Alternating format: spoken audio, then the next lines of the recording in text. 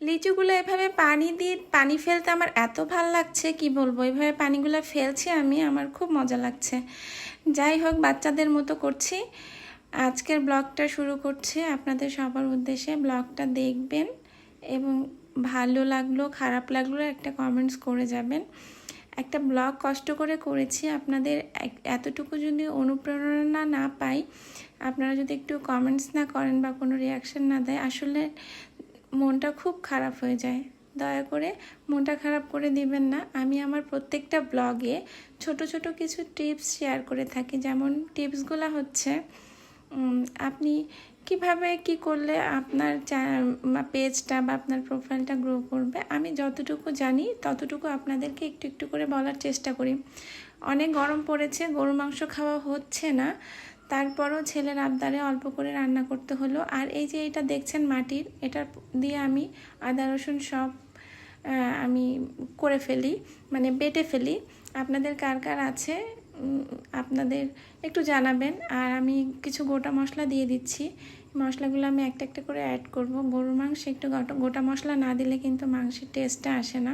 আমি তেমন কোনো মশলা অ্যাড করছি না, সাদা এলাচ, লং আর দারচিনি এগুলোই অ্যাড করছি। আর বাকি সব মশলা আমার গুঁড়া মশলা, মানে ভাজা মশলা যেটা আমি অ্যাড করেছি তার মধ্যে দেয়া আছে, আর নতুন করে কিছু দিতে হবে না। আমি এইভাবে মাংসটা বেশিরভাগ সময় মাখিয়ে রান্না করি, আমার এটাতেই মজা লাগে।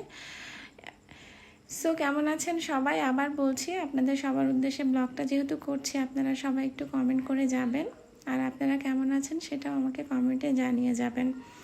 আর আপনাদের কমেন্টের মাধ্যমে আমি কিন্তু আপনাদের বাড়িতে যেয়ে ঘুরে আসতে পারবো, বা আপনাদেরকেও একটা কমেন্ট করে আসতে পারবো, আপনাদেরকে ফলো দিয়ে আসতে পারবো। আমার যদি ভালো লাগে অবশ্যই আমি সেটা করব। আর যারা আমাকে ফলো করেন, যারা আমাকে কমেন্টস করেন, আমি অবশ্যই তাদের পেজে যাওয়ার চেষ্টা করি। যারা আমাকে এর আগে কমেন্টস করে গেছেন তারা অবশ্যই বলতে পারবেন যে আমি তাদের পেজে যেয়ে ঘুরে এসেছি এবং তাদের ফলো দিয়ে এসেছি এবং তাদের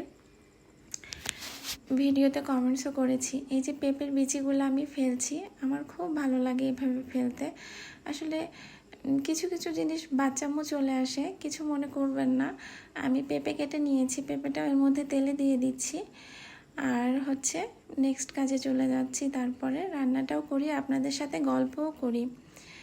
যারা কাজ করছেন তারা নিজের পেজটাকে গ্রো করতে হলে একটু বেশি বেশি করে সামনে আসা ভিডিওগুলো দেখবেন, আর সেগুলোতে একটা কমেন্ট রাখার চেষ্টা করবেন, একটু লাভ রিয়াকশান দিয়ে যাবেন।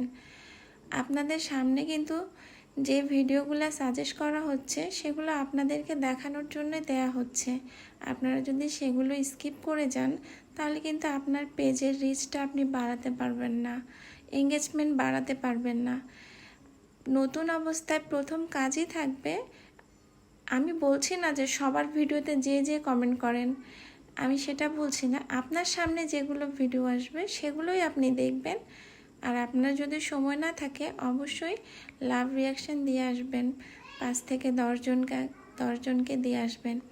এতে আপনি মিলাই দেখবেন আমার কথার সাথে মিলছে কি না।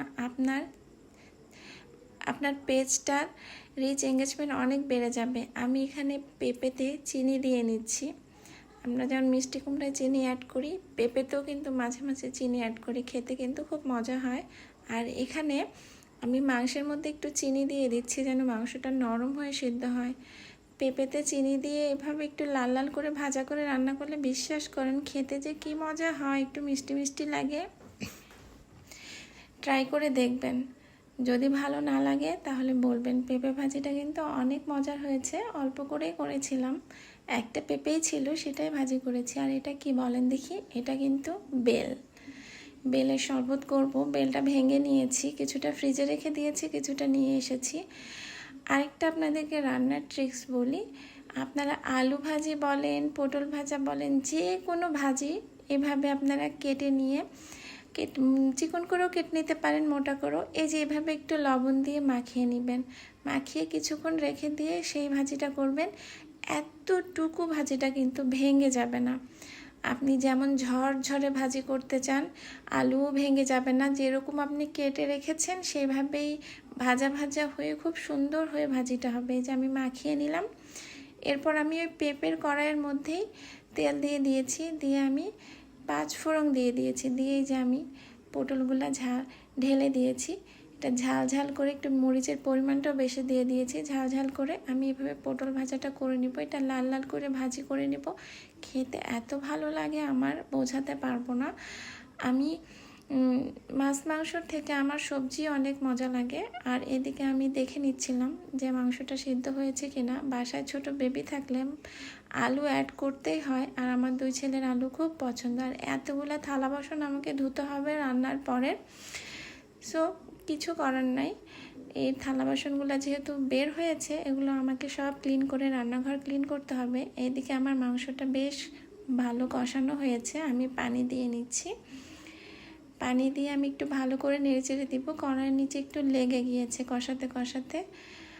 আর আপনারা যারা ভিডিও দিচ্ছেন ফেসবুকে বা ইউটিউবে, সবার উদ্দেশ্যে বলছি, একটা কাজ যেহেতু শুরু করেছেন, আপনাদের কাছে অনুরোধ করেই বলছি, কাজটা ছাড়বেন না। প্রতিদিন ভিডিও সময় মতো একটু আপলোড করবেন। আপনি 1 মাস করেন, 2 মাস করেন, 3 মাস করেন, কষ্ট করে 6 মাস করেন, আপনার কিন্তু একটা ভালো জায়গায় আপনার পেজটা দাঁড়াবে। বিশ্বাস করেন, কেউ কিন্তু বাসায় এসে 2টা টাকা বা 10টা টাকা আপনাকে এমনি এমনি দিয়ে যাবে না। একটা পেজ বা একটা চ্যানেল দ্বারা করাতে কত যে সময় লাগে, সেটা যারা করে তারাই বোঝে।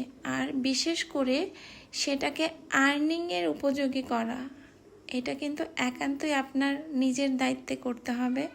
যেহেতু এইটার একটাই কাজ, আপনার কাজগুলো প্রতিদিনের আপনাকে দেখাতে হবে, আপনার অ্যাক্টিভিটি আপনাকে ঠিক রাখতে হবে। আমার রান্না কিন্তু শেষের দিকে শেষ হয়ে গিয়েছে, শেষের দিকে না, শেষ হয়ে গিয়েছে। আর এদিকে আমি রান্নাঘরটা একটু মুছে মাছে পরিষ্কার করে নিচ্ছি। থালা বাসন আমার ধোয়া হয়ে গেছে। যারা আমার ভিডিওটা দেখছেন, অবশ্যই অবশ্যই আমার ভিডিওতে আপনাদের আমি বলবো গুরুত্বপূর্ণ কমেন্টসগুলো রেখে যাবেন, আমি যেন সেগুলোর উত্তর দিতে পারি। আর আমি যতটুকু জানি আপনাদেরকে জানানোর চেষ্টা করব ইনশাল্লাহ। যারা যারা আমার ভিডিওটা দেখছেন, আমার পেজে অ্যাক্টিভ হয়ে যাবেন দয়া করে। আমি সামনে যেহেতু কাজ করতে এসেছি, আরও ভালো ভালো কাজ দিতে চাই।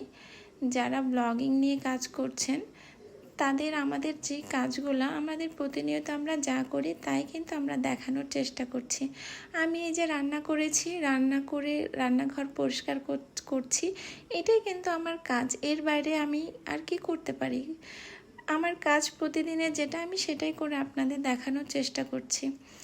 আর এই যে রান্নাঘরটার আমি এই কর্নারটা গুছিয়ে নিচ্ছি, ওই পাশটা মোছা হয়ে গিয়েছে, এই পাশটা মুছে নিচ্ছি। কি যে গরম, বাসায় মনে হচ্ছে খুব পাতলা নরম কাপড় পরলেই মনটা শান্তি, শরীরটা শান্তি পাবে। আর এদিকে এত রান্নার পরও ছেলের বায়না ছিল যে নান রুটি খাবে, তো বিকালের দিকে বাবা নিয়ে চলে এসেছে ওদের জন্য নান রুটি। আর এইদিকে চিকেন, আর পেয়ে যে ওরা কি খুশি। আমার ভিডিওটা যারা দেখছেন, অবশ্যই অবশ্যই তাদেরকে অনেক অনেক অনেক ধন্যবাদ। আপনাদের জন্য অনেক শুভকামনা। ভালো লাগলে অবশ্যই আমার ভিডিওটাতে রিয়াকশন দিয়ে যাবেন, কমেন্টস করে যাবেন। সবার জন্য অনেক অনেক শুভকামনা, অনেক অনেক দোয়া ওর অনেক ভালোবাসা রইল। আপনাদের সবার অনুপ্রেরণায় আমি আমার কাজটা সুন্দরভাবে করে যেতে চাই। এই সুযোগটুকু আপনারা আমাকে করে দিবেন, আমি যেন আপনাদের সাথে থাকতে পারি।